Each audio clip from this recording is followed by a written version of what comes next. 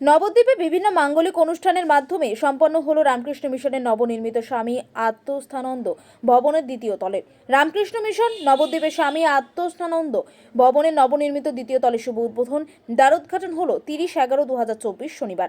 এই সকাল 11টায় দ্বারোদ্ঘাটন করলেন স্বামী জ্ঞানলোকানন্দ ওসি রামকৃষ্ণ মঠ বেলুর মঠ ও সদস্য পরিচালন সমিতি রামকৃষ্ণ মিশন বেলুর মঠ এবং সম্পাদক রামকৃষ্ণ মিশন স্বামী বিবেকানন্দ পৈতৃক আবাস ও সাংস্কৃতিক কেন্দ্র কলকাতা। এছাড়াও এই অনুষ্ঠানে উপস্থিত ছিলেন শাখার সম্পাদক স্বামী অমরেশ্বরানন্দজি মহারাজ, নবদ্বীপের বিধায়ক পুণ্ডরীকাক্ষ সাহা, নবদ্বীপ পৌরসভার পৌরপতি বিমান কৃষ্ণ সাহা, নবদ্বীপ রামকৃষ্ণ মিশন পরিচালন সমিতির সকল সদস্য ও ঠাকুর রামকৃষ্ণদেব ও সারদা মায়ের গুণমুগ্ধ নবদ্বীপ শহরের বহু বিশিষ্ট মানুষজন। জানা যায়, রাজ্যসভার প্রাক্তন সাংসদ অধ্যাপক ডক্টর প্রদীপ ভট্টাচার্যের সাংসদ তহবিলের অর্থানুকূল্যে এই ভবনের নির্মাণ করা হয়েছে, যেখানে আপাতত মোট 4টি শ্রেণীকক্ষ নির্মাণ করা সম্ভব হয়েছে। এদিনের শুভ অনুষ্ঠানে শুরুতে উপস্থিত ছিলেন অতিথিদের পুষ্পস্তবক দিয়ে বরণ করে নেওয়া হয় রামকৃষ্ণ মিশনের পক্ষ থেকে। এরপর উদ্বোধনী সঙ্গীত শিক্ষক রাজু প্রামাণিক করেন। এরপর অনুষ্ঠানের সঙ্গে সঙ্গে সকলের উদ্দেশ্যে স্বাগত ভাষণ দেন নবদ্বীপ রামকৃষ্ণ মিশনের সম্পাদক স্বামী অমরেশ্বরানন্দ মহারাজ এবং উপস্থিত বিভিন্ন বক্তা ছিলেন।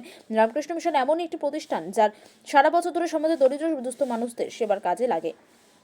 উল্লেখ্য থাকে যে নবদ্বীপ রামকৃষ্ণ মিশনে বিবেকানন্দ অভ্যুদয় প্রকল্পের মাধ্যমে 7ম থেকে 10ম শ্রেণীর দুস্থ ছাত্রছাত্রীদের অবৈতনিক পাঠদান, পুষ্টি, সাংস্কৃতিক শিক্ষা, ইংরেজিতে কথা বলা, কম্পিউটার প্রশিক্ষণ ইত্যাদি পরিষেবার ব্যবস্থা করা হবে। রামকৃষ্ণ মিশন সূত্র অনুযায়ী বলা যায় যে এই ভবনের প্রথম তলে ইতিমধ্যে 130 জন ছাত্রছাত্রী পরিষেবাগুলি পাচ্ছে। দাতব্য চিকিৎসালয়ে প্রতি সপ্তাহে প্রায় শতাধিক দুস্থ মানুষ চিকিৎসা পান। আর শাখার সম্পাদক স্বামী অমরেশ্বরানন্দ বলেন, নবদ্বীপ শাখা প্রতিনিয়ত নিত্য নতুন প্রকল্পের মাধ্যমে মানুষ সেবার চেষ্টা করছে, এটিও তার অন্যতম। আগামী দিনে এরূপ বহু কর্মসূচি আয়োজন করা হবে। শারীরিক অসুস্থতার কারণে এই দিনের অনুষ্ঠানে রাজ্যসভার সাংসদ অধ্যাপক ডক্টর প্রদীপ ভট্টাচার্য উপস্থিত না থাকতে পারলেও তারা বার্তা দিয়ে উপস্থিত ছিলেন আত্মসহায়ক সুজিত মুখার্জি। হ্যাঁ, আজকে আপনাদের কর্মসূচিটা কী ছিল এবং আজ 30শে নভেম্বর 2024 সাল শনিবার রামকৃষ্ণ মিশন নবদ্বীপ শাখার স্বামী আত্মস্থানন্দ ভবনে আমাদের যে পঠন পাঠন চলে অবৈতনিক পাঠদান কেন্দ্র, সেই কেন্দ্রের দ্বিতলের আংশিক দ্বারোদ্ঘাটন অনুষ্ঠান আজ হলো।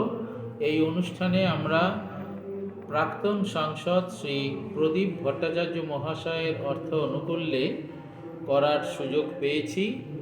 এই অনুষ্ঠানে আজকে দ্বারোদ্ঘাটন করলেন রামকৃষ্ণ মিশন স্বামী বিবেকানন্দের পৈতৃক বাড়ি কলকাতার সম্পাদক স্বামী জ্ঞানলোকানন্দজি মহারাজ। বিশেষ অতিথিরূপে উপস্থিত ছিলেন নবদ্বীপের 5বারের বিধায়ক শ্রী পুণ্ডরীকাক্ষ সাহা মহাশয়। উপস্থিত ছিলেন নবদ্বীপ পৌরসভার পৌরপিতা শ্রী বিমান কৃষ্ণ সাহা মহাশয়। উপস্থিত ছিলেন অসুস্থতার কারণে সাংসদ প্রদীপ ভট্টাচার্য আসতে পারেননি, তার আত্মসহায়ক শ্রী সুজিত মুখার্জি উপস্থিত ছিলেন। তাদের অনুপ্রেরণায় আমরা আজকে এই স্বামী আত্মস্থানন্দ ভবনের দ্বিতলের আংশিক অংশের শুভ দ্বারোদ্ঘাটন করতে সমর্থ হলাম।